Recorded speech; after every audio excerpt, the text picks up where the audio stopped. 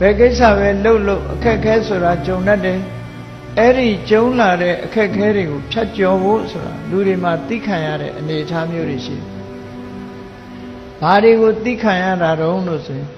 ယာတိဥရုဒံကိုသိခံရတယ်။ကိုယ်နဲ့ဆက်ဆံတဲ့ပုဂ္ဂိုလ်တွေရဲ့အပြောအဆိုကိုလည်းသိခံရတယ်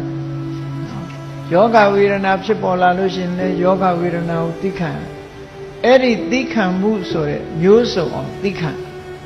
အခက်အခဲတွေမှန်သမျှတွန်းလှန်နိုင်ဖို့အတွက်သိခံခြင်းဆိုတာအရေးကြီးတယ်။များသောအားဖြင့်သိခံတယ်ဆိုတာလူတွေကတစ်ဖက်သားကကိုယ်စော်ကားတာကိုငုံခန္ဓာကိုပဲသိခံတယ်လို့ထင်တာ။တကယ်ကတော့သိခံမှုဆိုဒီမှာစိတ်နှလုံးမတုန်လှုပ်ပဲနဲ့ဘဂတိအနေအထားမပြတ်အောင်ကိုယ်စိတ်ကိုထိန်းချုပ်နိုင်တဲ့စွမ်းရည်တတ္တိတစ်မျိုးကိုသိခံတယ်လို့ခေါ်တာ။အဲ့ဒါလို့မဟုတ်ပဲနဲ့ငုံခံယုံခံပြီးတော့စိတ်ထဲကမကြေမနပ်ဖြစ်နေရင်သိခံခြင်းဆိုတဲ့ခန္တီမဖြစ်ဘူးသိခံခြင်းဆိုဒီမှာကိုယ်ကိုစော်ကားလည်းပဲဒီစကားကိုဖြောက်ပလိုက်တယ်ချက်ချင်းပဲပြန်ပြီးတော့လက်ခံစဉ်းစားတာတွေးတောတာတွေမလုပ်ဘူးတွေးတောတာမလုပ်ဘူးဒါဟာသိခံအပူဒဏ်အေးဒဏ်ဆာလောင်တဲ့အတန်တွေ